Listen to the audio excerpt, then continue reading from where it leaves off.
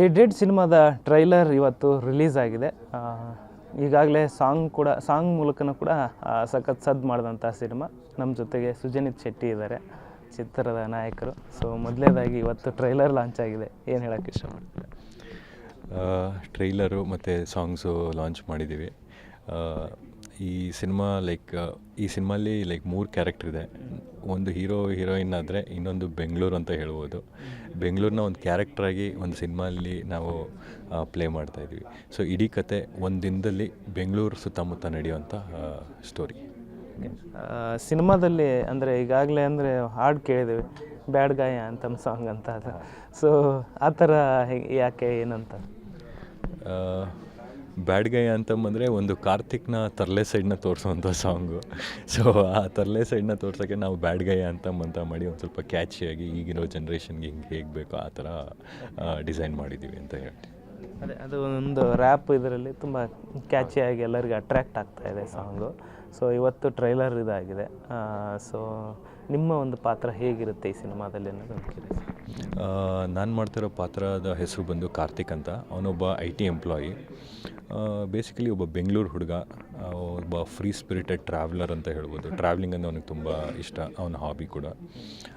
ಅದಾದಮೇಲೆ ಒಬ್ಬ ತರ್ಲೆ next door ಬಾಯ್ image ಇರುವಂಥ ಹುಡುಗ. ಆಮೇಲೆ ಪಕ್ಕಾ ಬೆಂಗಳೂರು ಹುಡುಗ, ತುಂಬ ಕಲ್ಚರು ಲ್ಯಾಂಗ್ವೇಜ್ನ ತುಂಬ ರೆಸ್ಪೆಕ್ಟ್ ಮಾಡುವಂಥವನು.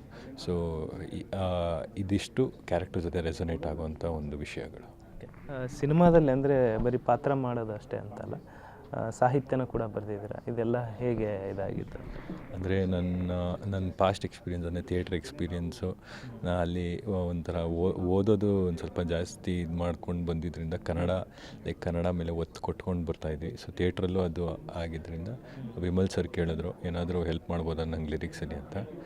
ನಾನು ಆ್ಯಕ್ಚುಲಿ ನನ್ನ ಕೈಲಿ ಆಗುತ್ತೆ ಅಂತ ನಾನು ಬರಲಿಲ್ಲ, ಜಸ್ಟ್ ಬಂದೆ. ಸರಿ ಸರ್, ಟ್ರೈ ಮಾಡ್ತೀನಿ, ಏನಾಗುತ್ತೋ ಮಾಡ್ತೀನಿ ಅಂತ ಬಂದೆ. ಅಲ್ಲಿಂದ ಚೂರು ಪ್ರೋಗ್ರೆಸ್ ಮಾಡಿಕೊಂಡು ಇಲ್ಲಿಗೆ ಬಂದಿದ್ದೀವಿ ಸರ್. ಇದೀಗ ತಾನೇ ರಿಲೀಸ್ ಆಗಿರೋ ಸಿನಿಮಾ ಬಾಸ್ ಸಿನಿಮಾದಲ್ಲೂ ಒಂದು ಒಳ್ಳೆ ಕ್ಯಾರೆಕ್ಟರ್ ಮಾಡಿದ್ದೀರಾ. ಸೊ ಬಾಸ್ ಸಿನಿಮಾದಿಂದ ಎಷ್ಟು ಇದು ಅನಿಸ್ತಾ ಇದೆ ಈಗ? ಹೆಂಗೆ ರಿವ್ಯೂ ಎಲ್ಲ ಹೇಗೆ ಸಿಗ್ತಾ ಇದೆ? ಬಾಸ್ ಸಿನಿಮಾ ಹಾಗೂ ನನ್ನ ಕ್ಯಾರೆಕ್ಟರ್ ಬಗ್ಗೆ ಒಳ್ಳೆ ಮೆಚ್ಚುಗೆನೇ ಬಂತು. ಸೊ ಅಲ್ಲಿ ಒಂದು ಕಂಪ್ಲೀಟ್ಲಿ ನೆಗೆಟಿವ್ ಶೇಡ್ ಕ್ಯಾರೆಕ್ಟ್ರು, ಅದು ಟೋಟ್ಲಿ ಡಿಫ್ರೆಂಟ್ ಕ್ಯಾರೆಕ್ಟ್ರು. ಅದರಿಂದ ಇದಕ್ಕೆ ತುಂಬ ಸ್ಪೆಕ್ಟ್ರಮ್ ತುಂಬ ಡಿಫ್ರೆಂಟ್ ಆಗಿತ್ತು. ಸೊ ಅದೇ ಒಂದು ಎಕ್ಸ್ಪೀರಿಯೆನ್ಸು, ಇದೇ ಒಂದು ವೆರಿ ಡಿಫ್ರೆಂಟ್ ಎಕ್ಸ್ಪೀರಿಯೆನ್ಸ್ ಅಂತ ಹೇಳ್ಬೋದು ಸರ್. ಎಸ್, ಅಂದರೆ ಮುಂದಿನ ದಿನದಲ್ಲಿ ನೆಗೆಟಿವ್ ಕ್ಯಾರೆಕ್ಟರ್ ಆ ಥರ ಬಂದರೆ ಮಾಡ್ತೀರಾ, ಅಥವಾ ಬರೀ ಹೀರೋ ಆಗಿ ಮಾಡಬೇಕಂತ ಆ ಥರ ಏನಾದರೂ ಇದೆಯಾ? ಇಲ್ಲ ಸರ್, ಯಾವತ್ತೂ ಆ ಥರ ಮೈಂಡ್ ಸೆಟ್ ನಾನು ರೆಸ್ಟ್ರಿಕ್ಟೆಡ್ ಆಗಿ ಇಟ್ಕೊಂಡೇ ಇಲ್ಲ. ಪಾತ್ರ ಅನ್ನೋದು ಎಲ್ಲ ಥರ ಪಾತ್ರ ನಾನು ಮಾಡೋಕ್ಕೆ ರೆಡಿ ಸರ್. ಒಬ್ಬ ಕಲಾವಿದನಾಗಿ ಗುರುತಿಸ್ಕೊಳ್ಳೋಕ್ಕೆ ನಾನು ನಾಯಕ ಆಗೇ ಇರಬೇಕು ಅನ್ನೋದೇನಿಲ್ಲ.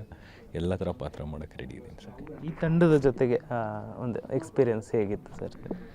ಇದು ನೀವು ಕೇಳಿಸ್ಕೊಂಡಾಗೆ ತುಂಬ ಚಿಕ್ಕ ತಂಡ. ಇನಿಷಿಯಲಿ ಫಸ್ಟ್ ಬಂದಾಗ ಏನನ್ಸಿದ್ದು ಅಂದರೆ, ಇಷ್ಟು ಜನರಲ್ಲಿ ಫಿಲಮ್ ಸಿನಿಮಾ ಮಾಡ್ಬೋದಾ ಅನ್ನೋ ಒಂದು ಡೌಟ್ ಇತ್ತು. ಬಟ್ ಆಮೇಲೆ ಎಲ್ಲರೂ ವರ್ಕಿಂಗ್ ಸ್ಟೈಲು, ನಾವು ವರ್ಕ್ ಮಾಡ್ತಿದ್ದ ರೀತಿ ನೋಡಿ ಡೆಫಿನೆಟ್ಲಿ ಮಾಡ್ಬೋದು ಅನ್ನೋ ಒಂದು ಕಾನ್ಫಿಡೆನ್ಸ್ ಬಂತು. ಅದು ಬಿಲ್ಡ್ ಆಯಿತು. ಅದನ್ನು ಆಮೇಲೆ ಕಲಿಯೋದು ಆ್ಯಕ್ಚುಲಿ ಅವರಿಂದ ನಾನು ತುಂಬ ಕಲ್ತಿದ್ದೀನಿ ಸಹ ಅಂತ ಹೇಳ್ಬೋದು.